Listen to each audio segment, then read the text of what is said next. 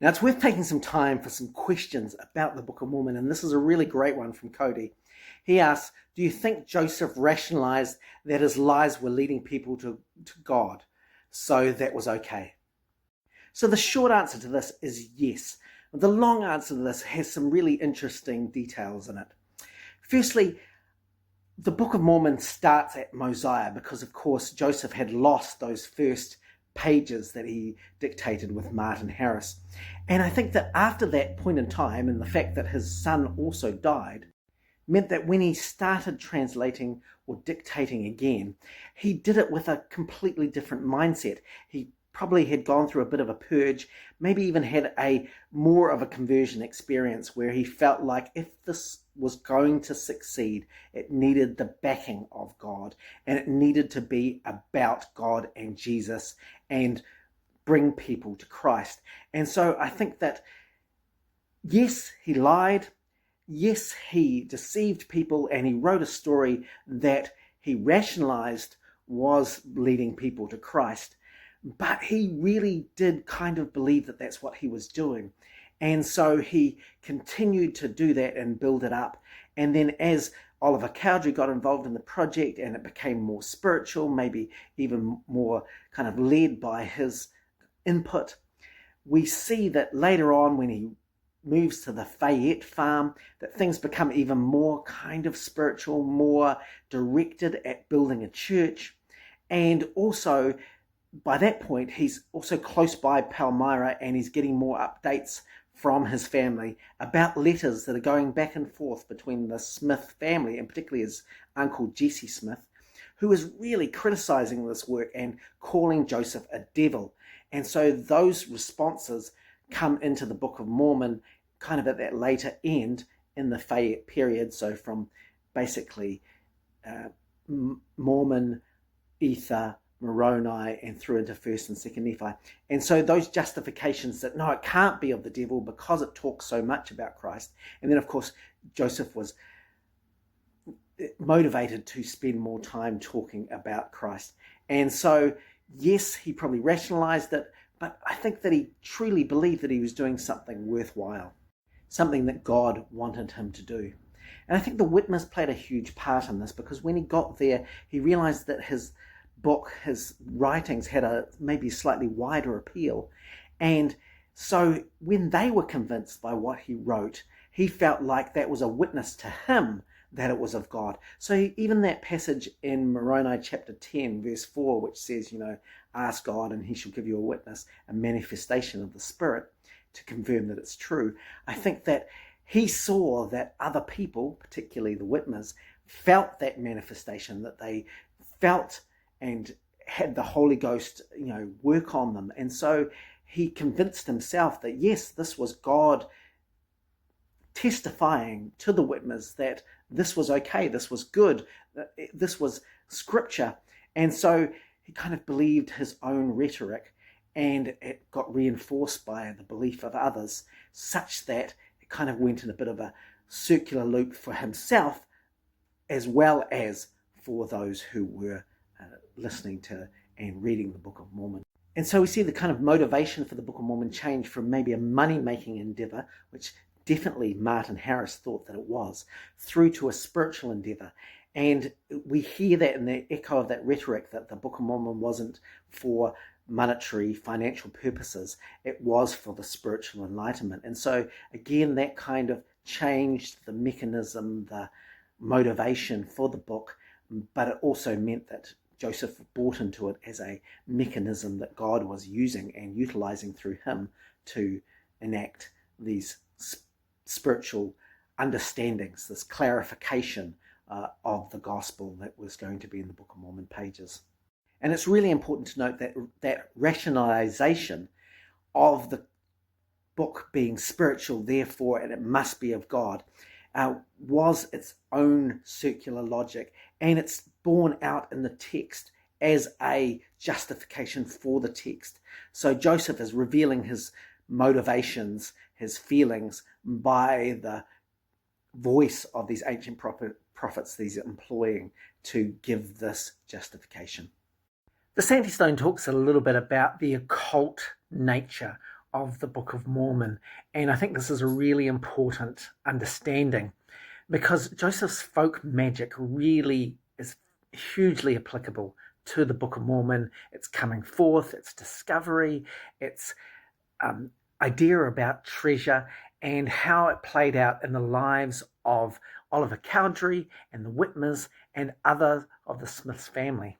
Now, as I've been going through the Book of Mormon, I've pointed out a number of times where you can see the folk magic stuff come up, particularly with the slippery treasure, with the seer stones, the interpreters, and also with even the spirits, the guardian spirits, the angels who are revealing treasure, and also the idea that there is gold and silver and it's just buried and needs to be dug up, and the idea of mounds. So this is something which is baked into Joseph's life in Palmyra, the idea that there are treasures under the ground, that there are guardian spirits who are protecting those treasures, and there's an acquisition of treasure. Laban, the story of Laban in the Book of Mormon, the idea of a treasure digging gang of brothers going to try and relieve Laban of his treasure and bringing it home to the family. That's a treasure digging story. It's treasure lore,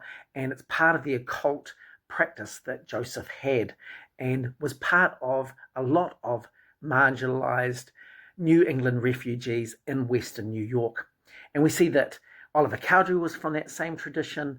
The Whitmers were kind of from that same tradition as well, through Pennsylvania.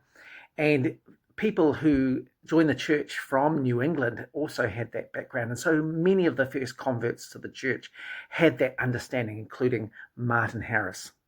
And so while in a modern age, we look at the Book of Mormon and a lot of the stuff goes over our heads, if we understand this treasure digging lore, this folk magic environment that Joseph was in, the occult that underpinned Christianity in the early 19th century, we can dissect these from the text, and they're very apparent as you go through. Even the idea of secret languages, and this copy of the Book of Mormon that I've got as the cover shows the characters from the characters document that Joseph had given to Martin Harris to try and provide some proof or antiquity to the languages there. But the Book of Mormon talks about the Jaredite language and the Nephite language being changed into something different, Reformed Egyptian, something that only the interpreters, the seer stone, could reveal. And this again was the idea that symbols, writing, especially ancient other writings, Hebrew, Greek, that they could be infused with some kind of magical powers, and seer stones could reveal these ancient texts. So maybe even a few characters could divine whole sentences or books. And we see this happen with regard to the mummies and the papyrus that Joseph acquires in Kirtland and produces from them the Book of Abraham. These kind of characters, along with kind of Jewish Kabbalah, they're baked into the parchments that the Smith family had, that they utilized when they were doing their treasure digging, when they're drawing their magic circles and trying to acquire treasure in these hunts. And these are the same things that are informing the Book of Mormon and the Book of Mormon lore. And so many of the early stories about the acquisition of the plates have a number of these treasure digging environmental perspective, and also that when you go back to the earliest iterations of interviews that Joseph Smith Sr. gave, that things that Oliver remembers and recounts later, these are all very much what you would expect from a treasure digging folk magic culture. In the early 19th century, Christian churches were trying to make a distinction between the occult and magic and these spiritual practices, and throughout history they've been interwoven.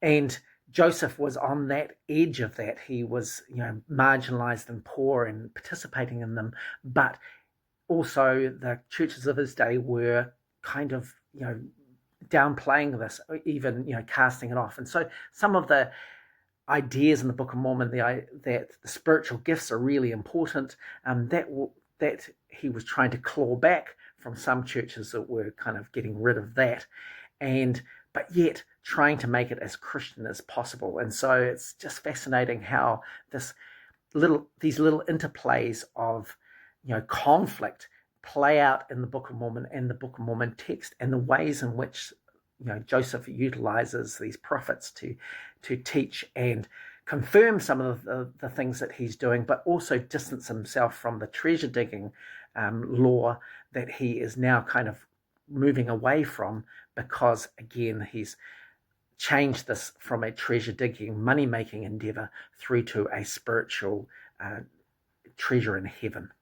Proving Contraries makes a great point here. He asks any comments on how the observance of the Mosaic law seemed to transition without explanation to a Christian church and pre-Christ. And this is a great observation because, yes, it's these Jewish people coming out of Jerusalem who immediately understand about Jesus coming and act as if they are Christians in an Old Testament time frame. And this really shows that it's Joseph who's the author of the text, because the character's knowledge about Judaism is limited to Joseph's knowledge about Judaism. He knows that they speak Hebrew. He knows that they have some Mosaic laws. He knows that they worship in synagogues, and he knows that they have a temple. And really, that's about it. He hasn't examined the Jewish laws in Deuteronomy to suggest and understand why they are there. He just has an understanding that any early 19th century Christian has, is that the Old Testament was just there to get you to the New Testament. So it was a type and shadow of what was to come by being fulfilled by Christ. And that is what is written into the Book of Mormon. Now, I think that the replacement text overemphasizes this because, of course, by the time he gets to the Whitmers, he's trying to justify the fact that Jesus is the ultimate person in the Book of Mormon. Therefore, he overemphasizes it in that time period in the place that Lehi comes to the New World. But I think if we had access to the lost manuscript, I think that there would have been a lot more kind of Mosaic references, because I think he was trying to build a case at that point. But when he had to replace that text, and he was doing it with a deeper understanding of Jesus's role and maybe being able to explain him through the passages of Isaiah better, that became the basis of what the replacement text was all about, not necessarily a Mosaic link. So consequently, it kind of abruptly and without much reason goes from the idea that these are Jews to they are Christians practicing Christianity in a pre-Christ setting. Recently, a good friend of mine who has been watching my TikToks asked me what I'd learned about the Book of Mormon from the year of looking at it, and whether I could find anything that was redeemable with regard to Joseph Smith. And I basically said I can't find anything that is not directly related to Joseph Smith in the text. And it would be amazing if we could find something that was outside of Joseph's understanding or environment that we could point to as a learning. And so I did this little list of 10 things that I thought would be amazing proofs of the Book of Mormon, and I just want to go through them to show you how difficult the Book of Mormon is to prove.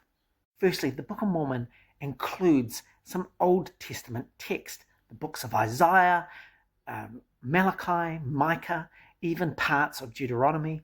So if you had a copy, an ancient copy of these particular texts from 600 BC, you would have something incredible. Scholars would be lining up to see that this would be a find greater than the Dead Sea Scrolls. And yet what we find is that all of the texts in the Book of Mormon that are related to the Old Testament are word for word copies from the King James Version of the Bible, including errors, which means that it's dependent on a King James Version of the Bible that Joseph had, not an ancient independent source text that would verify these texts in any meaningful way. This is also true of the prophets in the Book of Mormon, which aren't in the Old Testament, like Zenos and Zenock, who are used to prove that Jesus Christ is coming. Now, knowing about new Old Testament prophets would be incredible if we could prove that, but It just isn't. And these ideas about Christ in the Old Testament are problematic for a number of reasons I'll explain. Number 3, Lehi leaves Jerusalem in 600 BC. And this would be incredible if we could learn something more about Jerusalem from somebody who was actually there in that time period. But none of the things that Lehi tells us are things that you can learn independently of the Bible. All of the events and understandings come from an understanding of what the current King James Version of the Bible teaches about those things. And this goes for many more aspects throughout the Book of Mormon, that it's just not independent. It is dependent on what the Bible says. And this is a problem with the kinds of things that the Book of Mormon talks about with regard to Jesus, like who he is, who's his mother, how he gets baptized, who baptizes him, and what kind of miracles he does throughout his life. All of those are dependent on what it says in the New Testament, and it should be independent. We should know things about Jesus that the Bible doesn't know, but that doesn't happen. And this is compounded when Jesus comes to the Americas, and what he apparently says is recorded in the text of 3rd Nephi, because there are word-for-word Sermon on the Mount verses. Now, these should be independent, so they shouldn't be the same, because they would come through a completely different literary path, through different languages. But also, these don't tell us anything that you can't read from a New Testament version, which actually ended up being written decades later. This is incredibly problematic. We should know something about Jesus which is independent of a King James version of the Bible, and we don't. And even in the latter part of the 3rd Nephi, where Jesus is prophesying, the things that he prophesies don't come to pass, which suggests that he's a false prophet. These are things that Joseph wanted and expected to come to pass, but they just don't, which suggests that it's Joseph who is utilizing Jesus' words, not that Jesus is independent in the text. The Book of Mormon claims a number of things for ancient America which are out of place or anachronisms. These are use of writing, metallurgy, crops, and animals. And the problem is that the types of things that the Book of Mormon describe are things that are available in Joseph Smith's day. And the things that are unique to the Americas are not in there. So this is a double whammy for the Book of Mormon, because there are anachronisms in the text that shouldn't be there, but there's things that should be in the text that aren't there.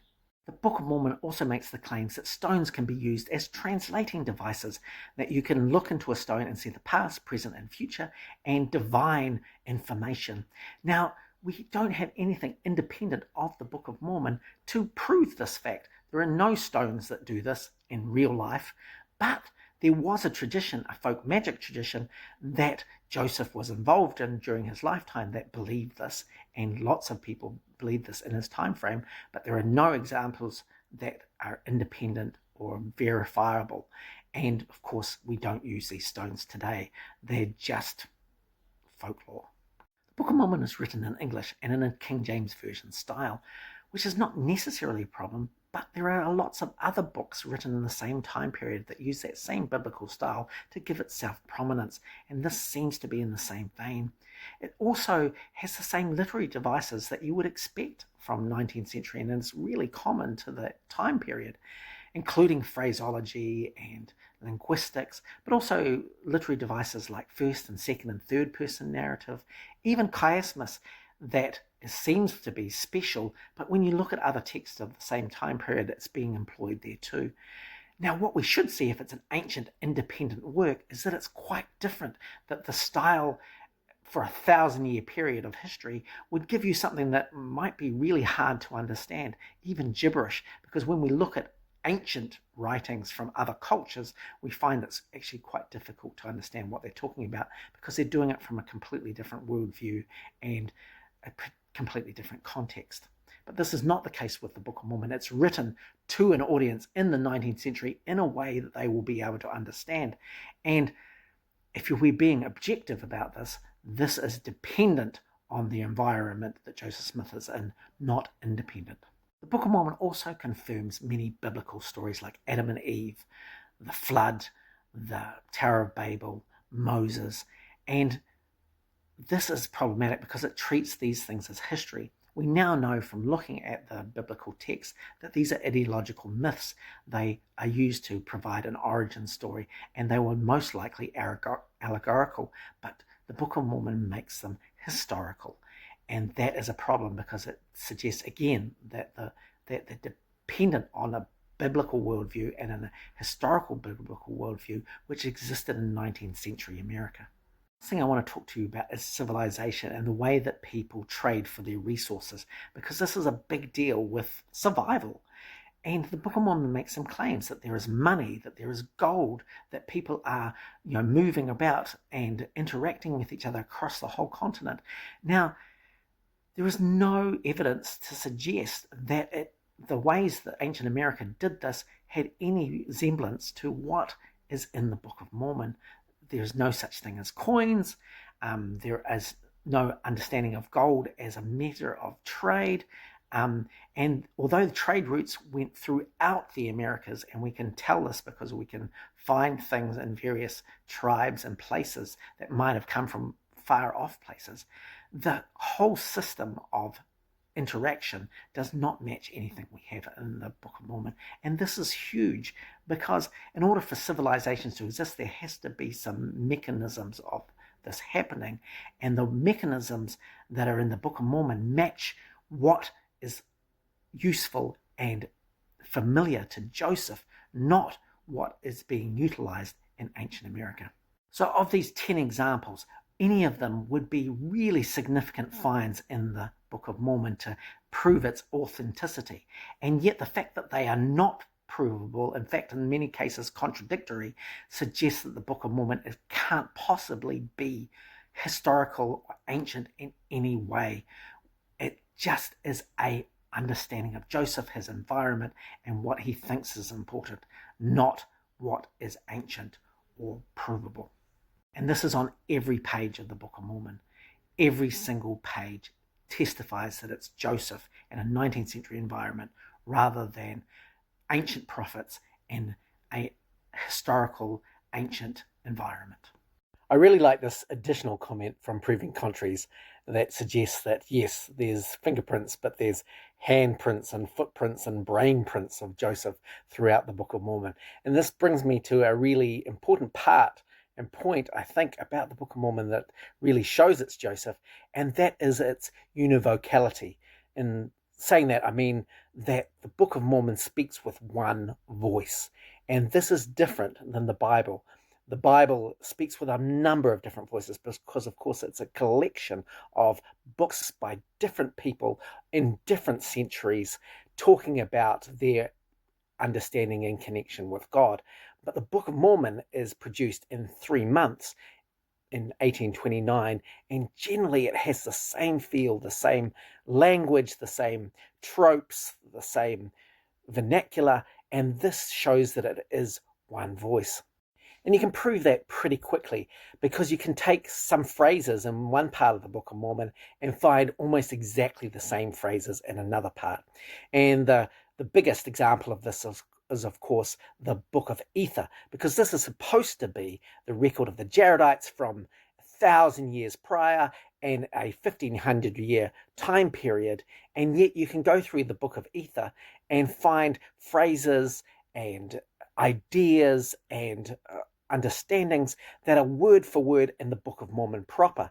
Now, this shouldn't happen because these are two distinct, different dynasties, and yet they are having the same kinds of ideas, the same kinds of problems, the same kind of resolves, and also the same kind of makeup and composition, which is just shows that it is one story and it's one unique story of Joseph. But there are some differences as the text goes on, and of course you can see this a lot when you order it in its dictation sequence, and you can see that some ideas develop over time and they reinforce and they become really important, particularly those ones that happen when Joseph and Oliver and Emma move to the Whitmer farm, and you see an injection of ideas that come from both the Whitmers and their prejudice, particularly around Catholicism, but also that interaction that Joseph is now having with his family in Palmyra, and those letters that are going back and forth with the extended Smith family that are impacting how Joseph is feeling about this work. And they play out in those books from the Whitmer period, which is Mormon, Ether, Moroni, and 1st and 2nd Nephi, all of those. And so you see that there's some development along the 3-month time frame, but very much there are some things which are consistent across that time. And you can search words and phrases and find that they come up throughout. One of my favorites is, of course, costly apparel, because Joseph is very poor. He's seeing people increase, and one of the ways that he visualizes that is because they're changing their clothing, and their clothing is getting very ornate. And so costly apparel becomes a mechanism in the Book of Mormon, throughout the Book of Mormon, that show that people are becoming prideful. And Joseph is seeing this. It's not happening to him at this particular point. And so it's a major point that just keeps coming up and up and up again. So this univocality of the Book of Mormon is really special. And it probably was a selling point for a lot of the people who first read it, because the Bible can say many different things, and of course you can argue different points because it isn't univocal. But the Book of Mormon tends to be very consistent across its time frame, its 3-month time frame, and so therefore you can get a measure of reliability, and that's what the Book of Mormon claimed itself to be, a mechanism by which you could take the Bible and get some assurity about what things were really important. But this consistency plays against the idea that it is an ancient document, because an ancient document would have such great diversity in it, because we're talking about 1,000 years of time frames, both in the Jaredite and the Nephite nations, and that it's just not what you see in the text of the Book of Mormon. I suggested in my last video that the Book of Mormon was very consistent. The idea that it spoke with one voice, and that it had a very similar message across it. And some people have suggested that because things do line up, that's one of the things that would prove the Book of Mormon true, because how did Joseph keep everything straight, particularly his stories? I think there's 2 things to consider. And one is that once things had been written down by the scribe, those pages were now available to Joseph, to the scribe, to other readers. And so he was constantly looking back over what he had done to then make sure that what he was doing in the future was compatible. But there are a number of places in the Book of Mormon where there are contradictions, and these are quite interesting ones. And so I made a bit of a list, and I want to go through it with you. So here are 10 things that I think are contradictions in the Book of Mormon that are quite interesting and suggest that Joseph does make mistakes, and they are in the text. So number 1, Moroni at the end of the Book of Mormon suggests that he can't write anymore because he has no more ore. But then we have Ether and then Moroni. And for some reason, he's able to do this without the fact that he's alone and he has no ore. And so he doesn't explain how this is possible, but he manages to do it. Number 2, the Jaredite record is a bit of a problem, because in Ether it suggests that the reason why it's at the end of the Book of Mormon is because it wasn't supposed to come and be revealed to the world till after Christ came.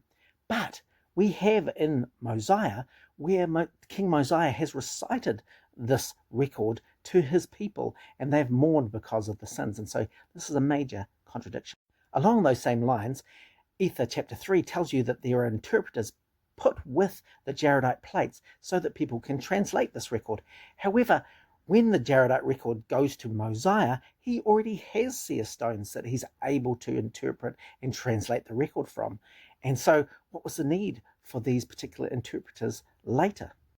Number 4, Moroni says in Moroni chapter 2 that the Holy Ghost should be given by the laying on of hands. And this was missed by the disciples when Jesus came in 3rd Nephi. But 3rd Nephi 11 says that Jesus is really explicit about only baptism, and that more or less than this is of the devil.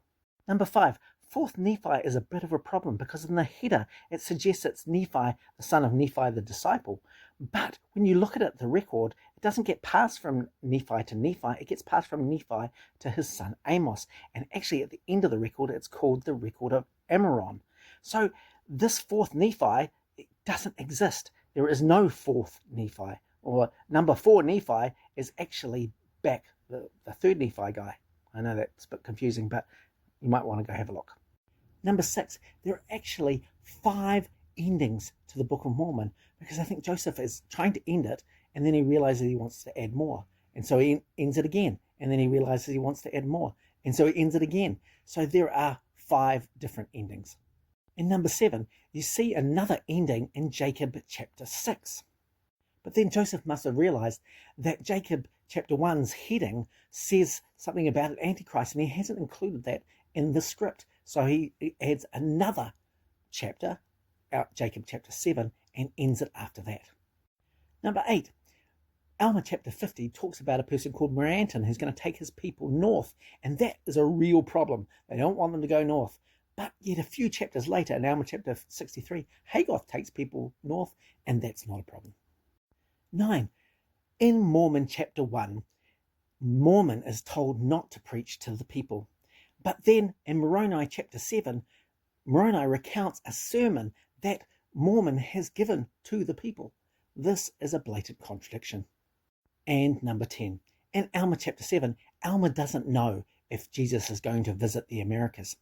But hundreds of years before, in 2 Nephi chapter 26, verse 1, Nephi knows that the Savior is going to come and appear to the people in the Americas. So how come Alma doesn't know this a couple of hundred years later when he's the prophet and has read all the records? A lot of these contradictions are because things have changed along the way during the dictation process. And so Joseph has got to fudge a little bit to make them fit. And when he makes them fit, there's a wrinkle. There's something that doesn't line up particularly well or contradicts what has already been said. And so it just has to be this way. And that's because we can tell that's Joseph who's creating the story as he's going along, and things are changing, and so he's responding to those changes and adding new material. And of course, the added material is going to sometimes contradict what has already been talked about. Another great insight is about mistakes. What does Joseph do when he gets something wrong in the moment? Joseph is producing the Book of Mormon orally.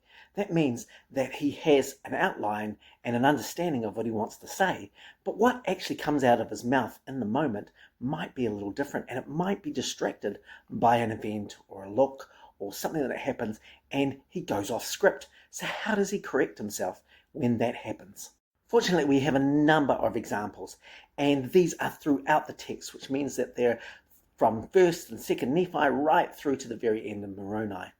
And because it's throughout the text, we know that it's not an abridger. It's not Mormon making mistakes, or Moroni making mistakes, or Nephi making mistakes.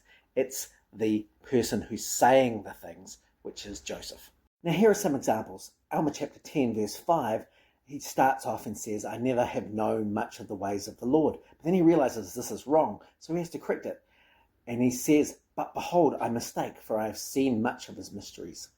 Now this seems crazy. If you had written this down, you would have just crossed it through and then written the next line. But Joseph is producing this orally, and so he's saying something and he's having the scribe read back to him, and he's saying that's correct. But then in his head, he's realizing that it's not correct, and he has to change it. So he, in this instance, he uses the word mistake.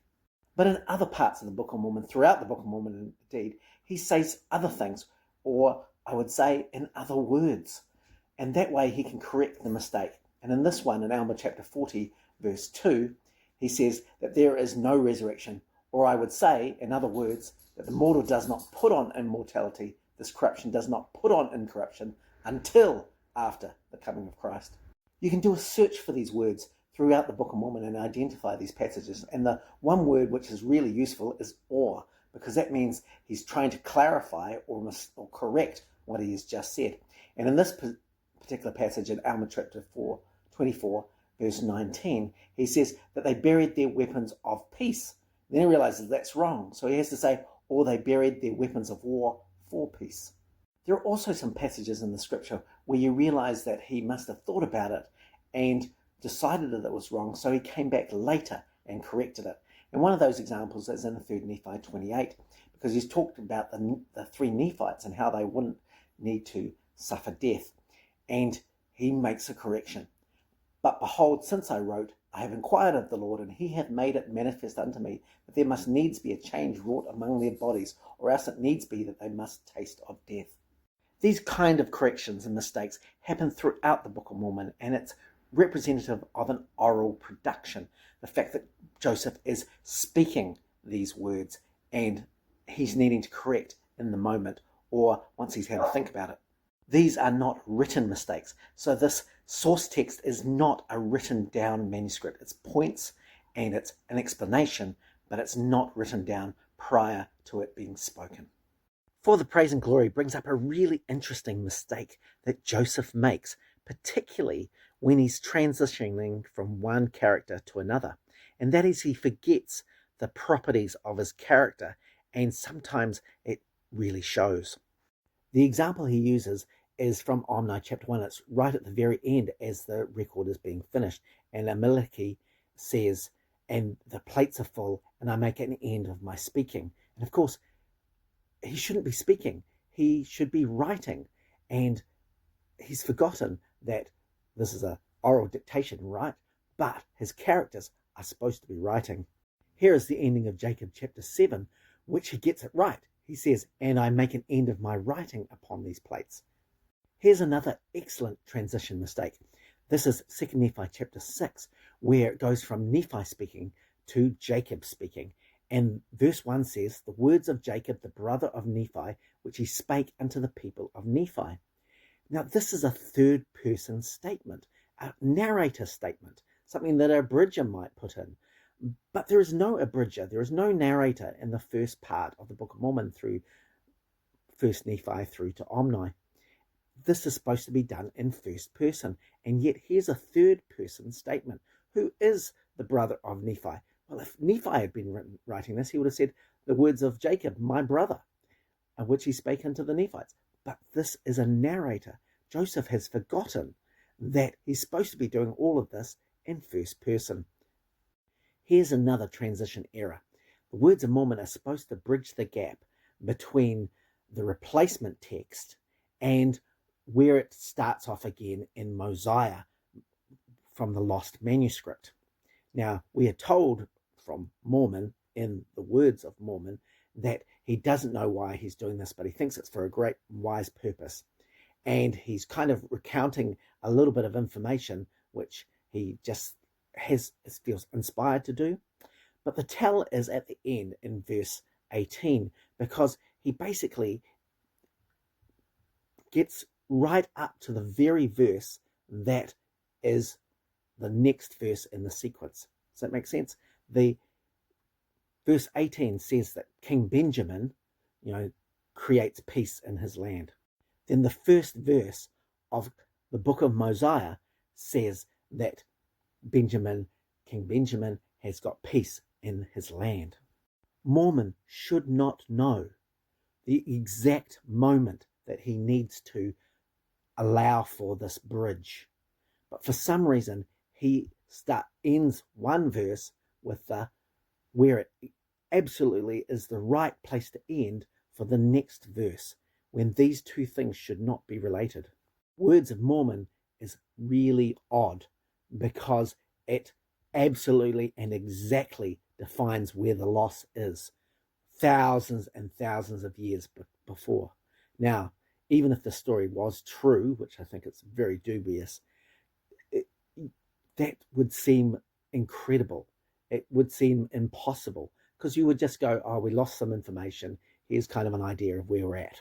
But to have it at the exact verse and understanding, that is because the person who is writing Words of Mormon knows exactly where he needs to get to make the bridge work. And that can only be Joseph Smith. The other odd, incredible transition is when Mormon identifies himself in the text. And this happens in 3 Nephi chapter 5. Now, this is incredibly odd because up until this point, from Mosiah through to 3 Nephi, the account has been written largely in third-person narrative. Although, if you look at Mosiah chapter 9 and 10 with the account of Zenith, that's done in first-person narrative. So it's a little odd, but we give these guys a pass because we talk about Mormon as being an abridger, and maybe he's just practicing, or but it seems odd that there is a narrator who is speaking in third person, and then there is some interjection of sermon which is from this unknown source.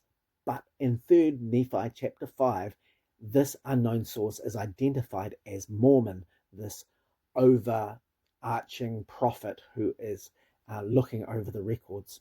It's incredibly odd that it's taken this long to identify who the narrator is, if the narrator is important. Otherwise, it's just a history story kind of being told by somebody and you don't know who it is.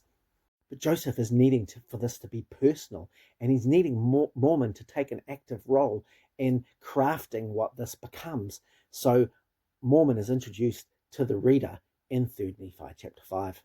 Joseph realizes he needs an author, and that author is going to be Mormon. And he's going to be a future prophet who is going to compile these ancient writings so that they make sense.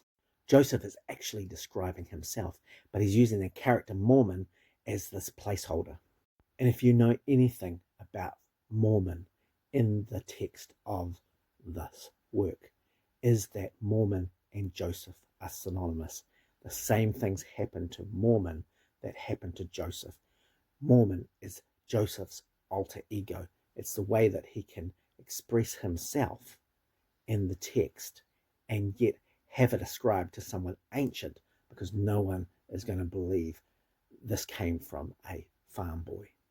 This is a major reveal, and you can only see it in the transition of the characters, and this is a big one. These are fascinating little insights into how Joseph is describing and identifying himself in the text unwittingly. For the Praise and Glory makes another great comment, and that is that the text of the Book of Mormon is really difficult when it comes to places and cities and people, because Joseph just seems to create them in order to just destroy them. And this happens another number of times in the text. So while people claim that there's all of these incredible names of people and cities, yes, there are, and there are a lot of them, but they're only there for a short period of time in the text, and sometimes this is even contradictory. And if you look at 3rd Nephi, and particularly the destruction of the cities, you see it all throughout there. If you look at the places in the early part of Mosiah and Alma, you see it through there. But the example I'm going to give is at the very end with Mormon and Moroni, because like these characters, these ones are the anchor characters, so they are there throughout the text. But then there's a whole lot of other people around that don't seem to be very consistent. Here is Moroni chapter 9, where Mormon is writing a letter to his son Moroni, and he's talking about a sore battle, and he's got Archinus, he's got Loram, he's got Emron, and the idea that these people are just swept off. So they're introduced into the story as people, but then they're gone. Further in the chapter, there's the Tower of Sherezah, and it's mentioned a couple of times in the chapter, but nowhere else in the Book of Mormon. And the army of Zenephi, again, totally absent of any anchoring context, no other place in the Book of Mormon. We even have Aaron, who's supposed to be the king of the Lamanites, in this evil other, but again, no anchor to anywhere else in the Book of Mormon. And yet, when we go back to Mormon chapter 6, where Mormon is talking about some of these battles and who they involve, we see an absent name of king of the Lamanites, who is not even identified, and yet we've got other place names like Cumorah that are not in this later part of the text. And while we've still got these anchor characters of Mormon and Moroni, we've got all these other people that we have no idea about. Gidgidoni, Lama, Gilgal, Limha, Jelium, Kuminiha, Moroniha, Antionum, Shiblon, Shem, and Josh. All of these people are just being invented in this chapter just so that they can be killed off. Now, I get that all these names and these places are there to make the Book of Mormon seem large and epic and amazing, and there's tens of thousands of people associated with each of these names. So there's 240,000 people who die on this one battle. That is epic, but it's just not consistent through the text. The only thing that's consistent is this idea of inventing people in order to kill them off happens again and again in the Book of Mormon. But I think this is somewhat the genius of Joseph. He's able to turn a small story into this epic tale, which means that people buy into it, even though there is actually very little evidence for it. And he's learned all this during his treasure-seeking days, because he can see into the ground and talk about these monsters, these guardian spirits who are doing all this evil below the ground in these epic kind of ways, while the people on the top of the ground just get frightened by his tales. The Book of Mormon is the very same thing, and Joseph is using the same mechanism, and it's scaring the people around to believe because, gosh, the seer or this text says that that's here, so it must be here, even though there is no evidence for it. So I said in an earlier video that you can't learn anything in the Book of Mormon about Jesus Christ that you can't already find in the New Testament, and that is demonstrably true. But the odd thing about that is that most people who read the Book of Mormon, certainly those who believe in it, feel like the Book of Mormon tells them a lot more about Jesus Christ than perhaps the Bible does. So why is this the case? Why does it feel like it does when there aren't any more facts in the Book of Mormon than there are in the New Testament? I think what is happening is that Joseph employs an incredible technology, and that is called imagination.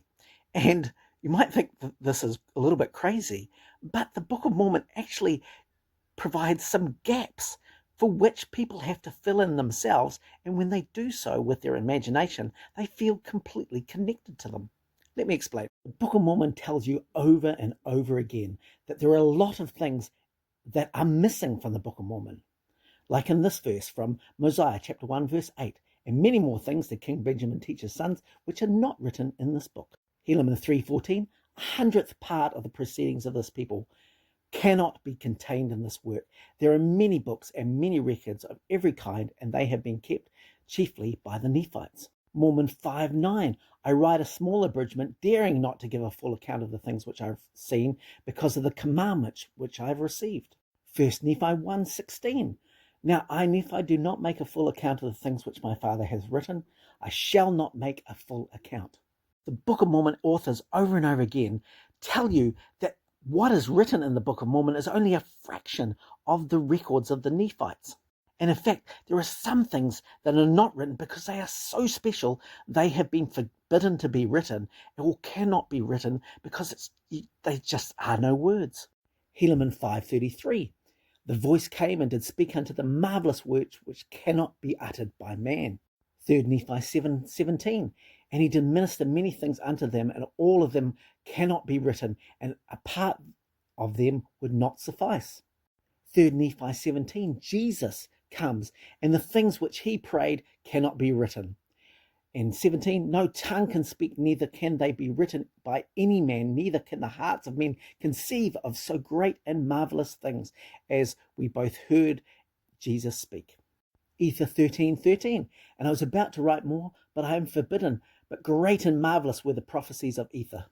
This happens constantly through the Book of Mormon, tons of times where the writer suggests that there is more information, but it's just being withheld for whatever reason. The records is too small, it's too special, there is many more things to say, but you'll get it some other way. So this leaves it up to the imagination of the reader to fill in the blank. And of course, when they do that, they think, oh gosh, there's something so special, and it is not here, but I know that it's special because the text tells me it's special. And the Book of Mormon gives some promises around this. Ether 12:6 says, wherefore dispute not because you see not, for you receive no witness until after the trial of your faith. 3 Nephi 26:9 says, if it shall so be that you shall believe these things, then shall greater things be manifest unto them, or unto you. Greater things were withheld, if you don't believe, to your condemnation. And 11, I was about to write them all which were engraven upon the plates of Nephi, but the Lord forbade it, saying, I will try the faith of my people. So therefore, it's not until you believe in these things and believe in them so strongly that you'll get another witness. And this other witness happens in your imagination because you feel like it should be special and you should be able to think of things that are special, so you invent them in your head about the Book of Mormon.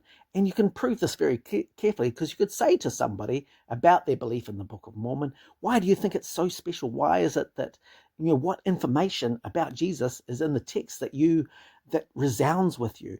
And they'll talk about how it's talked about so much, but they can't give you any details that are not in the New Testament. But they can give you this overwhelming impression and feeling in their heart that it is special, because that's what the Book of Mormon claims about itself. This appeal to how you feel is critical to the Book of Mormon's success, because there aren't any facts to back it up, but because there is so much that you're waiting for, like a carrot on a stick, that if only you believe, that more will be manifest. And of course, you generate that own manifestation within your own heart because it's so special. And I'm going to learn because it told me that if I'm righteous, I will learn. And you just make it up in your head and it just feels good. So therefore, it is good. This is pure and utter genius. Chill Logic makes a very astute observation, and that is that the Book of Mormon contains a bloodthirsty Jesus, not the Jesus of the Gospels. And this is a really important message. This goes back to our understanding that the Bible is not univocal. It doesn't speak in one voice.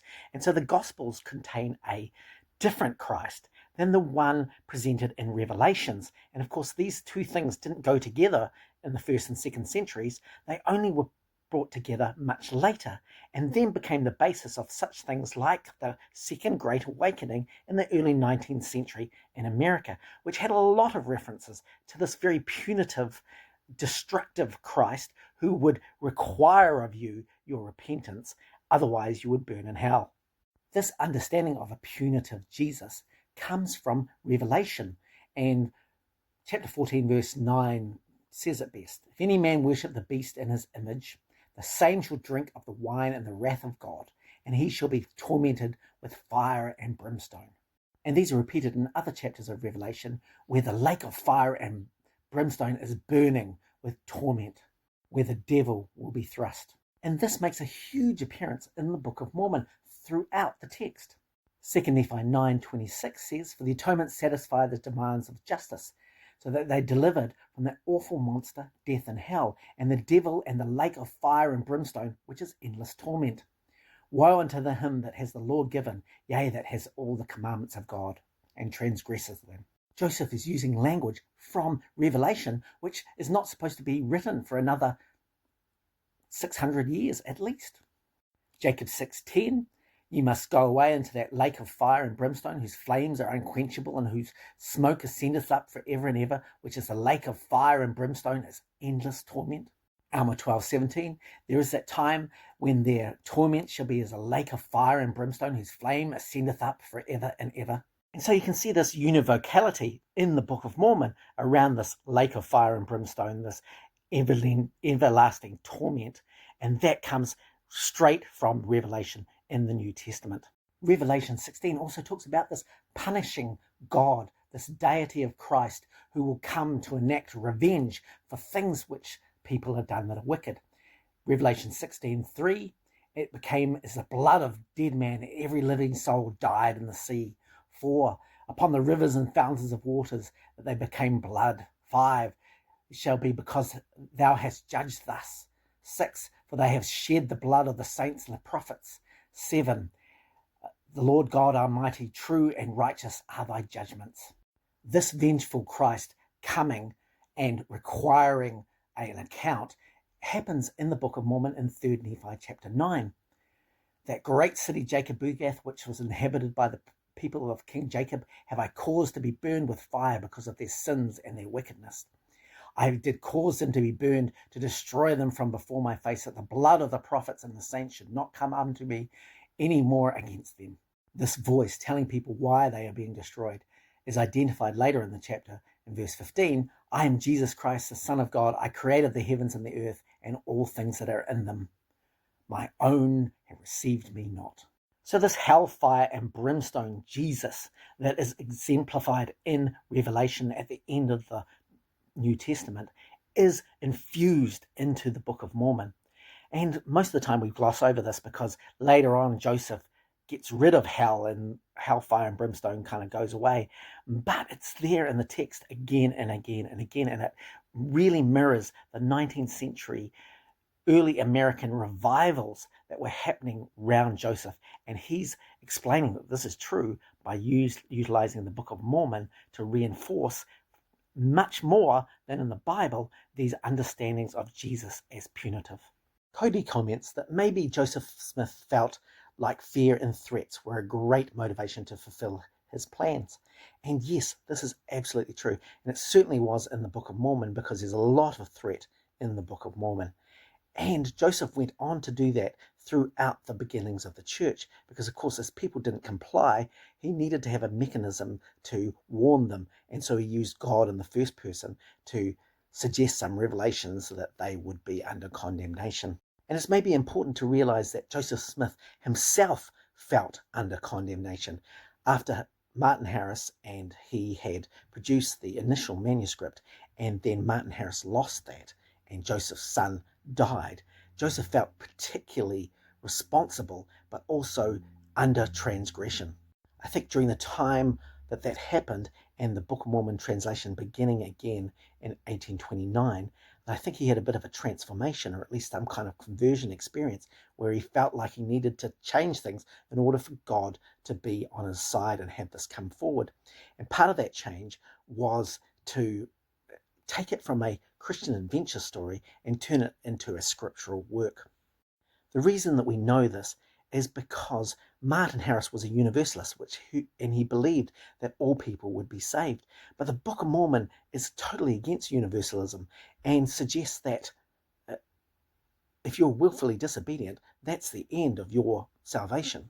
So when Martin got to read the new manuscript in June of 1829, when Joseph and Emma and Oliver moved to the Whitmer farm, he was aghast because it trampled on these Universalist understandings that he had.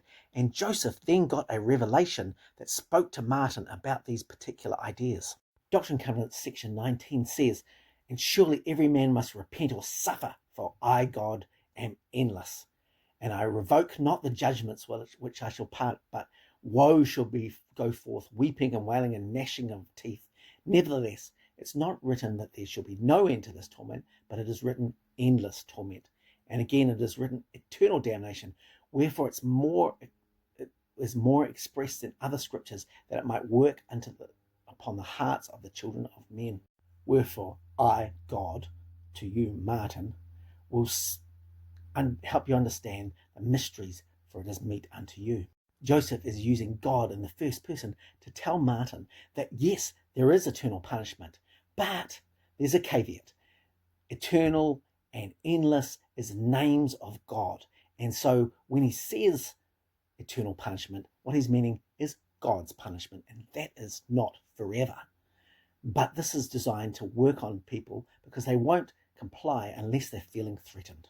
So Martin gets to know this mystery, that eternal punishment is God's punishment and endless punishment is God's punishment. But then Joseph follows it up. "I command thee that thou shalt not covet thine own property, but impart it freely to the printing of the Book of Mormon." So yes, Joseph, by the voice of God in Doctrine and Covenants section 19, threatens Martin that he needs to go through with the printing of the Book of Mormon, and also that what he thinks is a contradiction in the text about his Universalist beliefs is actually God tricking people into complying, because if they didn't have a threat, they would go off on the rails. This section is incredibly problematic because it plays out again and again in Joseph's life as leader of the church, because he justifies that he needs to threaten people in order for them to comply.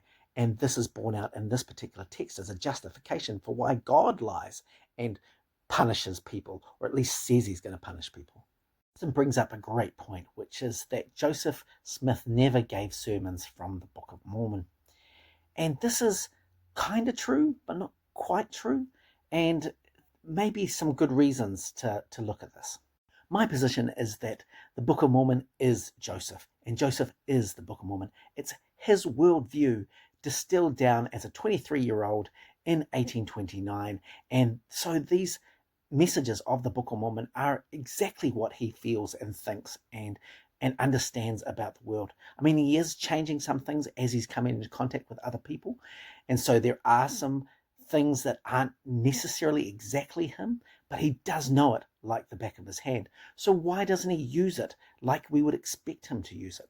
You've got to understand that Joseph is a bit of a sponge. He reacts to other people and kind of validates them by reflecting back to them their concerns. And so when people are reading the Book of Mormon, they are getting their own version of what they think is important, and Joseph is then relaying that back to him. And so some of the first things that people recognize from the Book of Mormon, which become a big part of the church, are things like the attention about poverty and concern about having enough. That is a really big one. The idea of Freemasonry and these secret combinations are also a big one. The New Jerusalem is a huge one. And of course, other instances like, having all things in common and common consent, those are also interesting. And they become the bedrock of what becomes the church in 1830 and 1831. But at the same time, he's meeting new people, including Sidney Rigdon. And so he's gaining some information from him. And of course, he's going through a translation of the Bible and he's picking up new information. And so those become the things that are really exciting for him and why he tends to focus on them. And so things like the 3 degrees of glory then surpass the ideas in the Book of Mormon about a hell, like a fire and brimstone lake. And also when the New Jerusalem kind of falls over and missionary work to the Native Americans just is totally non-existent, Joseph just pivots and he grabs onto new ideas which other people are bringing with them as they're joining the church. This means that he's pivoting quickly, and some of his old ideas, particularly his treasure hunting stuff, kind of fades into the background really quickly because most of the initial converts were from the same folk magic tradition, but now, as the church goes into Ohio and into Missouri, the people that are joining the church just don't have any need for those kinds of things. It's not in their worldview. And so he kind of quickly drops them, or at least they fade into the background really quickly. And so those parts of the Book of Mormon, he just doesn't talk about anymore. But there are other parts that become really important, like speaking in tongues, and that's huge for the church in that initial period. And people join the church with the idea that the Book of Mormon is talking about these things.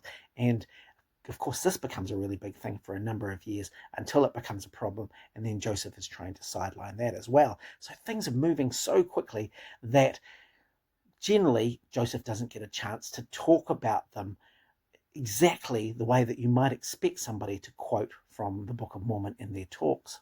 Add to that to the fact that lots of those early sermons weren't really recorded very well and written down. Later on they were, and they became the basis for a lot of church doctrine. But at this point in the church space, in those early few years, a lot of those sermons were kind of ad hoc, and they didn't have as much weight as the scriptures themselves, like the Book of Mormon. But in Zion's camp, we see that Joseph, saw the bones of a burial mound and called that Zelph and had revelation, and that revelation was very much in line with the Book of Mormon, the idea that there were white Lamanites, the idea that people spread across the nation and fought at Cumorah. So he knows the details of the Book of Mormon, and he's employing them when he wants to and when it's advantageous to him and when his audience are really interested in them and where it will at some point recognize him as a prophet. But he's also developing so quickly and drawing on new insights and new understandings, and this is keeping his followers on their toes, but also validating them with new information which they might have brought with them. This is why Joseph does not preach from the Book of Mormon. And the mechanism by which God is telling people what they need to know is the revelations. This is coming thick and fast, and these have become the Book of Commandments and, of course, the Doctrine and Covenants sections. And so these are the things that they're acting on right in this moment. And these are the things that are giving Joseph a currency with the people around him, not so much the Book of Mormon. The Book of Mormon may have got them into the church, but the revelations and the are keeping them in the church and also directing them as to what Joseph wants them to do. And because things don't always work out so well, Joseph has to pivot and he needs new understandings, many of which he takes from the Bible. So by the time you get to the Nauvoo period, you've got this situation where he's innovating with stuff from the Bible rather than stuff from the Book of Mormon, because sometimes he's completely contradicting the Book of Mormon. And so things like baptism for the dead, polygamy, 3 degrees of glory in heaven, these kinds of things are completely anachronistic to the Book of Mormon. So he doesn't want to highlight them by speaking about them. So all of this is to say that there are some good reasons why the Book of Mormon isn't so prominent in Joseph's life after he finishes producing it and it is out there in the wild. So there are a number of things in the text of the Book of Mormon that help us understand that the Book of Mormon is an oratory production, because the kind of features that appear in the Book of Mormon are ones that would happen if you were orally producing them, speaking them. Just like a TikTok video where I go over the same stuff again and again because I'm trying to make a point, that also happens in the Book of Mormon, and sometimes it makes it almost incoherent, but at least you can see phrases that are repeated in the text so often that you can see that Joseph is doing this, he's talking, and sometimes he gets carried away, sometimes he goes over the same material, and sometimes he just gets a little bit lost. So let's look at some examples. Here's 1 Nephi chapter 13, verse 29, and it is one sentence. And this is because, of course, there were no punctuation in the earliest manuscripts. This was done by the printer. But sometimes it's really difficult to tell where there's a break in the voice so that you can determine that it's a sentence. And so this is one long sentence, and it is fairly rambly. And after the plain and precious things were taken away, it goeth forth unto the nations of the Gentiles. And after it goeth forth unto all the nations of the Gentiles, yea, even across many waters, which thou hast seen with the Gentiles, which have gone forth out of captivity, thou seest, because of the many plain and precious things which have been taken out of the book, which are plain unto the understanding of the children of men, according to the plainness which is in the Lamb of God, because of these things which are taken away out of the gospel of the Lamb, and exceedingly great many do stumble, yea, insomuch that Satan hath great power over them. The next verse is not much better. It has that same kind of rambling, going over the same material and the same phrases to get it out. And at this point, Joseph must just be talking off the top of his head rather than having a proper outline. And here's another in 2 Nephi chapter 25, verse 4. And I'm not going to read it, but you can just see from the highlighted words that it's just the same thing over and over. There are a number of times in the text where Joseph goes over the exact same words in the same sentence almost. And this is a good example in Alma chapter 16, where he says, on the 5th day of the 2nd month, and then a few words later, until the 5th day of the 2nd month. Now, this is not a mistake you would make if you were writing it down, because you wouldn't repeat the same thing, but also if you knew that it was a repeat, you just cross one out. Here's another in Alma chapter 62, verse 41, where it says, because of the exceedingly great length of the war, and then just a few words later, because of the exceedingly great length of the war. And you can tell in these verses that Joseph is being interrupted, and he's just reciting what he just said, which is not what is written, because there is no written text he's referring to, that he's reading, that he's translating. It's what he's saying, and sometimes this just gets repeated. And Joseph has a number of placeholders like, and it came to pass, because it gives him time to think of the next thing before he goes on. There are a couple of other options for this, and one of them is the idea of the dates. So in 3 Nephi chapter 5, you see this in verse 7. And thus had the 22nd year passed away, and the 23rd year also, and the 24th, and the 25th, and thus had 25 years passed away. And this is a great one in 4 Nephi chapter 1, verse 6. And thus did the 38th year pass away, and also the 30th and 9th, and 40th and 1st, and the 40th and 2nd, yea, even unto the 40 and 9 years had passed away, and also the 50 and 1st, and the 50 and 2nd, yea, and even until 50 and 9 years had passed away. And so this one's so good because it's just a repeat. He's just managing to skip it forward another 10 years. And look, Joseph is clever. He's got an outline. He's working to his outline.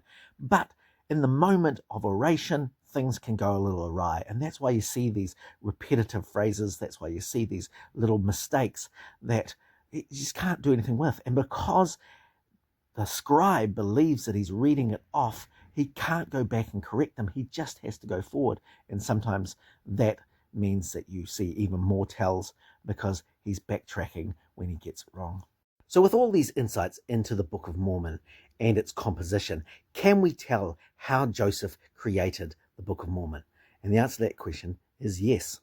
2 chapters side by side in the Book of Mormon give us an absolute understanding of how he did it. And this is Mosiah 9 and Mosiah 10. You can line up Mosiah chapter 9 and chapter 10 side by side so you can see that points correlate. And you can see that Joseph has an outline, 30 points that he's going to hit one by one, all in an order. But he does it twice. He does it in Mosiah 9 and then again in Mosiah 10. And the only difference between these 2 chapters is the way that he fills in the gaps so that it feels like it's 2 different chapters, 2 different accounts. But when you put them side by side, you can see that they're the same. Here is a side by side, Mosiah 9 against Mosiah 10. And I've highlighted in yellow the places where the text is exactly the same. And I've highlighted in green where the text is similar. It's got a similar feel and understanding. And I've labeled in blue where there's a direct correlation, where the system is the same. And so if you only read the highlighted version, you can see that it's based on the same script. There's even a place where in both chapters there is a list that is almost exactly the same. There are at least 31 direct comparisons between these 2 chapters in the same order, in the same sequence, same wording, and very much the same story. Joseph's story outline allows him to go off script as he's going, but return back the points that he wants to hit. This way, he can craft the narrative and say the same story again, and for it to feel quite different. One of the reasons why these 2 chapters don't feel the same is because in different parts of each chapter, they have a Lamanite explanation, and the Lamanite explanation is different in those 2 chapters. So the 2 chapters feel quite different, even though when you extract the Lamanite explanation and you put the text side by side, you see that it's the exact same story. Joseph is memorizing points and phrases that he wants to include, but then how he performs the story to the scribe can be quite different, just depending on how he's feeling, the kinds of information he otherwise wants to include, and how he wants it to come off at the end. This is completely genius. It's really sophisticated, and yet at some levels it's quite simple. It's the kind of thing you would see from a comedy performer who has a script, has certain jokes that they want to hit, but depending on the location and the audience, they're going to do it slightly different. And these narratives play out through the whole of the Book of Mormon because there are a number of repeated stories where you can take the stories and see that the sequence of events is a narrative which has been learned and memorized.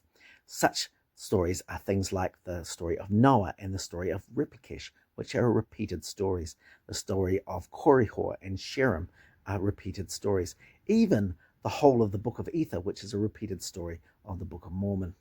And while lots of these repeated stories aren't chapter next to another chapter, we do have another occurrence where in Alma chapter 18 and 21, we've got Aaron and Ammon, both missionaries, doing the same script with the same kind of events, with the same kinds of people, and they were only just a few chapters apart.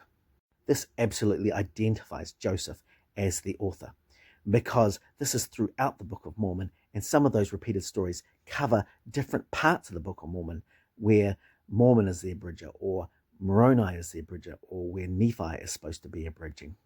These are techniques that Joseph has learnt and he's employing in these particular stories to craft the Book of Mormon. Cody asked a great question to whether the scribes were onto Joseph and whether they aided in the editing or gave some assistance in any way to the crafting of the Book of Mormon. My impression is that they did aid, but probably unwittingly, that the types of things that they were talking about, because they're sitting in front of Joseph, of course, and Oliver's the primary scribe. He's doing most of this work, and so he's talking about these things outside of the time frame of dictating, and they're having discussions, and those discussions lead to questions. They certainly lead to explanations through Doctrine and Covenants sections of various theology, and some of that works its way into the text. But I think that a lot of that Joseph was basically reflecting back to his scribes and the general audience, things that were important to them. And so actually they felt validated that the Book of Mormon was kind of addressing those issues that they were concerned about.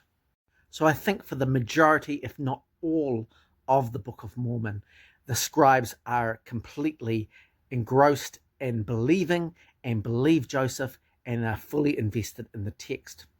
That said, there are a few wrinkles which I think are worthy of some more investigation, and there's certainly some things where Oliver did aid in some of the editing, particularly with the printer's manuscript, where, for instance, Mosiah, where it starts, was labeled chapter 3, and it's been crossed out and labeled chapter 1, and that's because, of course, that first part of it was lost. So Oliver at least knew that there was some editing that needed to be made, and this could have meant that things like Jacob chapter 7 were highlighted by the scribes, that there was an anomaly and needed to be addressed, or things like the Book of Ether that needed to be included that might have come from the scribes, and at which point Oliver, or perhaps the Whitmers, might have got an inkling that they were influencing the text in some way. But it seems to me that they were largely believers, and their actions around the coming forth of the Book of Mormon seem to indicate that they're completely believers. There is the issue that Oliver lies for Joseph in the 1830 trial, basically a glass-looking trial that brings up the same issues that he was on trial for in 1826, and Oliver talks about the Urim and Thummim, or the interpreters, and doesn't talk about the seer stone, which we know Joseph is using. So he's obscuring that information. But I think that it's probably more likely that he's lying because he believes, not because he's trying to cover for Joseph. That he sees that he needs to lie for the Lord in order to make this work happen. And that's partly Joseph's motivation as well, and how he justifies some of the things he's doing. So I think in many ways both of these men were products of their own investment into this work as a spiritual work, as something that the Lord wanted them to do, and they were willing to maybe fudge, and particularly Joseph, he deceived, but certainly Oliver just gave a bit of wiggle room because he wanted to make sure it came forward, because it seemed to be something the Lord wanted him to do. This does not last, though. By 1834, Oliver's willing to change a whole narrative about a priesthood to further his own ideas and his own prominence. So that seems a little bit tricky. And David Whitmer also identifies things later where he departs from Joseph on a number of key issues. So at some point they recognize that Joseph is fudging or changing or manipulating, and they either get in on the action or utilize that for their own benefit. But for the vast majority of the Book of Mormon, maybe for the entirety, it is Joseph, and it's solely Joseph, even though he is reflecting sometimes some of the things that are presented by the Whitmers and Oliver in their interactions at the time. KB Keys asks this great question about the Book of Mormon, and that is, can it be ascribed to Joseph, considering how young and uneducated he is? And this is a really big deal, certainly one that the church, people in Joseph Smith's time, and also lots of apologists, including my good friend Brian Hales, likes to look at and examine. Firstly, William Davis has done a lot of work on this, talking about the education level of Joseph.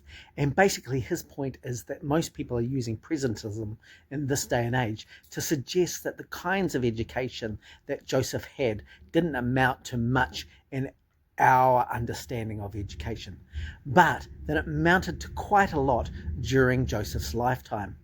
For instance, despite the fact that Joseph had very little formal education, he did have a school teacher father and a school teacher brother, or at least his brother Hiram went on to be a school teacher, and his brother got to do some private study at Moore's Charity School, which was a school connected to Dartmouth, and also that Joseph came from quite a well-to-do family. His grandparents both wrote books, and his mother went on to write a book.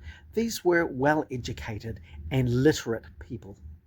We also know that Joseph was lame for quite a few years, and what probably kept his attention was reading.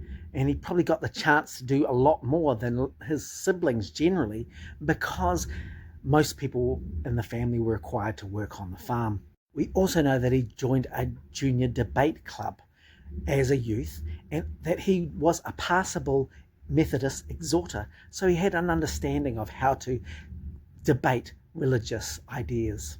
And probably most importantly, he was involved in treasure digging, and he was the lead, which meant that he looked in a stone in a hat and saw monster spirits under the ground, and he managed to convince grown men who were around the area, and some from as far away as Pennsylvania, that he could see these things under the ground and he could describe what they were doing, and this was believable to the people, the adults, the men in his life that were listening to him. Plus, we know from later on in his life that he was interested in war and military activities, that he was interested in language, and he was certainly interested in religion. And these all play into the Book of Mormon, even though they're quite rudimentary at the time. So the Book of Mormon is exactly the kind of book that you would expect a young man of 23, newly married, in a slightly different part of the country than he was raised in, and the kinds of concerns that he had about his life, particularly being poor. These are the things that you would see in the text, and you do. And we especially know that it's him because the stories in the Book of Mormon mirror his life experiences. And there are a ton of these, particularly the migration that the Lehi and his family made from the old world to the new world is the same migration that Joseph made from Vermont through to Western New York. The treasure digging law in the Book of Mormon mirrors his own treasure digging activities and explanations in Western New York. His poverty and him being cast out of churches, that's also mirrored in the Book of Mormon. His disdain for organized religion and his concern with saving his brother Alvin, those are all in the Book of Mormon. His family's religious contention and his desire to resolve some of these conflicts is also in the Book of Mormon. His love of America, his concern about Native Americans, the idea of democracy as opposed to kingship, these are all in the Book of Mormon. These are all part of the wider environment in Western New York that he lived. His ideas about religious freedom that are also mirrored in Pennsylvania, where he dictated most of the Book of Mormon. The Book of Mormon is deeply Joseph. And while people in his time tried to make it seem more miraculous that the Book of Mormon was around by ascribing it to a lowly, ignorant, illiterate farm boy, those weren't the things that he really was. And this is quite representative in the text, which is why lots of people are suggesting that Joseph, as the transmitter of this information, even if you believe it's from God, it came through his lens, with his voice, with his concerns, and with his understandings, such that they can only be Joseph. This commenter makes the link between secret combinations in the Book of Mormon and Freemasonry, and it is a really important one. The production of the Book of Mormon happened in 1829, and this was at the height of anti-Freemasonry sentiment, because what had happened was that in 1826, William Morgan, a captain, had exposed the secrets of Masons, and he'd been kidnapped and presumably killed. His expose went on to create lots of ripples across Western New York and through the United States. A lot of fear about Masons being the root of all evil and undermining freedom. And this became really prominent with Andrew Jackson, who was a prominent Mason, becoming the President of the United States and being installed in March of 1829. Joseph's family were involved in Masonry. We believe that Joseph Sr. was involved back in New England, but certainly Hiram Smith was a Mason in Palmyra, because later on when he rejoined the Masons, he was able to transfer his membership from Palmyra through to Illinois. But when the Book of Mormon was written, this was the height of anti-Masonry sentiment, including a presidential candidate and a political party against these kind of things. People were railing over the Masons and the threat of, undermining the government at that particular time. And so Joseph was probably fully aware of this. This was in the papers. William Morgan had been arrested and kept and kidnapped from Canandaigua, which was just down the road, the county seat from where the Smiths lived. So this was big news in their immediate backyard. However, the Book of Mormon doesn't really mention these secret combinations till the end of Alma and right into Helaman, which suggests that this wasn't a primary driver for the stories of the Book of Mormon, certainly not for the destruction of the Nephites, but it became such as the project went on. And I think this is directly related to Oliver Cowdery's involvement with Joseph. He came in early April of 1829, and this was when the end of Mosiah and into Alma was being produced. And so I think that during those discussions back and forth with Joseph, he was able to exert some influence, or at least tell about some of these dangers about Freemasonry. And Joseph got the idea, or the further idea, that the Nephites' nation's destruction would be linked to these secret combinations. Oliver Cowdery went on to be a printer for the church, and there was some indication that he may have done this prior in his life, which suggests he may have worked on the William Morgan expose in some form, or at least read it, because the specifics of Freemasonry that exist in the Book of Mormon suggest that these oaths and covenants are really formed by somebody who was intimately acquainted. Anti-Mason sentiment lasted till about 1832 and then quite dissipated. And so Joseph actually employed some Masonry type oaths and covenants in the early church because he needed some defense against those who were apostatizing. And this culminated actually in the excommunication of Oliver and the Whitmers in 1838. And so actually when Nauvoo was formed in 1840 and 41, John C. Bennett, who was a Mason, employed Masonic oaths in Nauvoo, and Joseph got interested in them and then became a Mason in 1842 along with Sidney Rigdon. Hiram, as I said before, rejoined the Masons and transferred his membership from Palmyra, and Masonry became a huge part of Nauvoo society for the men, particularly because it was only fraternal, and Joseph became and utilized Masonry the whole rest of his life. It was a really important, part of his connection to other men. So my assessment would be that as a young man making his way in the world, coming into contact with Oliver Cowdery, understanding that this was a great end to his book, the idea that these secret combinations would undermine the government and overthrow the nation, these things became bedrock for the Book of Mormon and instilled a prejudice in Joseph against Masons for a number of years. But, he was able to overcome that and become a Mason himself. And then this became a huge part of the church because it informed, of course, the temple endowments. All of these insights beg the question, how do we know it's Joseph and not just somebody else? And the answer is all the autobiographical material in the text that points to Joseph, because most people's first work is their own. It's about them because it's the thing that they know the best. And we see incredible echoes between the characters in the Book of Mormon and Joseph Smith himself. And these are well known and well identified. Of course, the character Nephi, which has a number of attributes to Joseph and his family dynamics. And of course, Mormon, whose life in the Book of Mormon describe many of the same events as what has happened to Joseph. And there are echoes throughout the Book of Mormon with many of the characters. Now, it's particularly easy to see this in the beginning part of the Book of Mormon with Nephi and his brothers and their quests to both get the record and also get wives. And those two things happened to Joseph. Of course, he got the record, the golden plates, and he transferred and moved and journeyed to get Emma as a wife.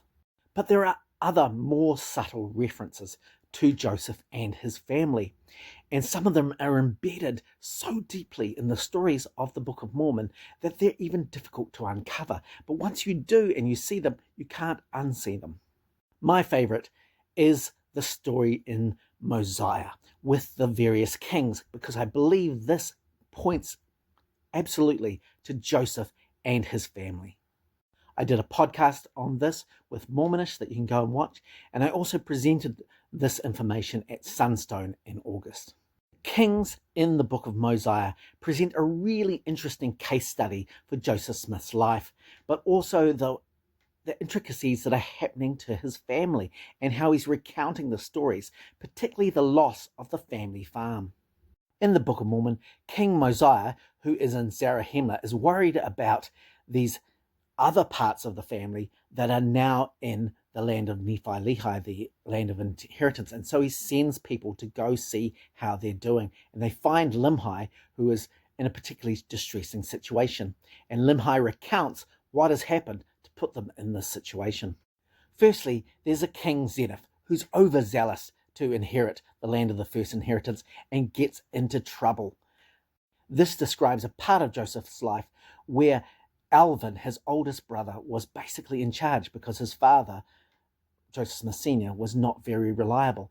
But under Alvin, things went pretty well. They fought off creditors. They were able to, have plenty and increase. But then Alvin died, and Joseph Smith Sr. started to look after the family again with speculative endeavours, including treasure sinking, which became very problematic and eventually lost the family farm. And this is what happened with the story of King Noah. He did all these building projects. He had a council of wicked priests, and in amongst this, he lost the kingdom. His son Limhi is set up as a tributary monarch, and basically he rents the land from the king of the Lamanites under a heavy burden. And this is what happens to the Smith family. They lose the family farm, but become tenants on the land that they just had owned. And in this distressed situation, they were in a precarious place, which is why King Mosiah, or Joseph, was really concerned about his family back in Manchester and Palmyra. These stories about the kings, and particularly the other characters like Abinadi and Alma, these are all related to people that Joseph knew. I believe that Abinadi is actually Isaac Hale, Joseph's father-in-law, and that Alma is indicative of Joseph Smith Jr. And also Gideon is the advisor. He's Joseph Smith's mother. The daughters of the Lamanites who are kidnapped is much like Emma Smith, because Joseph elopes with Emma against her father's wishes. And Alma's break from the priests of Noah is Joseph's break from the treasure diggers of his father's kind of dynasty in Manchester, and him leaving to go to Harmony, Pennsylvania. Zarahemla and the Mulekites are basically Harmony, Pennsylvania, and Emma's family. The land of Nephi-Lehi is Palmyra, Manchester, where Joseph's family are in their first inheritance. And all of these line up with a number of details in Joseph Smith's life as related by his mother in her autobiography in 1845. These are great adventure stories, but they also play out in Joseph's life, and we can learn quite a bit about Joseph by examining the stories and doing a bit of a recalculation, because if you know that it's Joseph talking about himself, you can learn quite a bit about who he was and how he felt about certain events. For instance, he uses the word ashamed when he talks about the Lamanites daughters being abducted by the priests of Noah. And I believe that he did feel ashamed that he had robbed Isaac Hale of his daughter. This was a cowardly endeavor, but it was one that he felt was necessary, and he felt like he needed to atone. The fact that the Lamanite daughters advocated on behalf of their husbands is the same thing that happened to Joseph, because Emma advocated for him against her father-in-law, who was ready to kill him. This provides an exciting placement of the Book of Mormon, because if you can read it as an autobiography, you can find out lots of things about Joseph, and you can dissect the method by which he is examining his life and putting his own world into a Christian adventure narrative. And this is why I say that Joseph is the Book of Mormon and the Book of Mormon is Joseph. Only the Bear asks, what do you think the war chapters in Alma are representative of? It's notable to understand that Joseph had a keen interest in war and war strategy. Soon into the beginning of the church, he organized Zion's camp to go and redeem the saints in Jackson County, Missouri. And this he organized as a military endeavor. He was very interested in war and the ways in which this played out. Later in Nauvoo, he became the lieutenant general, and he wore his military uniform as his most common clothes. He asked people to call him General Smith. This was his life understanding and work. Both of Joseph's grandfathers fought in the Revolutionary War, and his grandfather Solomon Mack also fought in the Indian and French War earlier. Solomon Mack also wrote a book and detailed some of his adventures during the time that he was in service. Joseph's father-in-law, Isaac Hale, also served in the Revolutionary War. And Joseph was alive during the 1812 war. In fact, he was lame during the time with his leg surgery, which allowed him to keep up to date with probably the events of the time, including newspaper articles about war events in New England where he was living. This all means that the war chapters at the big end of Alma and into Helaman reflect a number of battles and personalities in these three wars. The ways that the Book of Mormon talk about Captain Moroni as being this great military leader who really was the force for good in the Nephite nation is the same way that George Washington is referred to in the Revolutionary War. The title of liberty that Captain Moroni hoisted is much like the American liberty flags that were flown for colonies as they attempted to break from the British crown. The Nephite capital Zarahemla was captured by the Lamanites, and this also happened in the War of 1812, where British forces took over Washington, D.C. for 26 hours. And British and French forces used Native Americans to fight against the colonists and the newly established United States. And this is very reminiscent of the kinds of wars that were happening in the Book of Mormon, where dissenters, those who wanted a king, utilized the Lamanites to try and enact sovereignty over the free people of the Nephites. The kingmen in the Book of Mormon are very reminiscent of the Federalists in the War of 1812, because there were a number of people who wanted to reunite with Britain, and so they fought against the idea of going to war with Britain. And these traitors were subsequently executed like they were in the Book of Mormon. Now, Joseph himself was exempt from military service because of his leg and his lame limp, which stopped him from being a fighter. And there weren't any particular wars that were going on during the time that he was an adolescent. But his use of military tactics, particularly in Missouri, show that he was really interested in war and how to enact it, and how he might be able to get some prominence because of it. And so it's unsurprising that the Book of Mormon would have a number of war chapters. This was the kind of thing that young men were engrossed in Joseph Smith's day.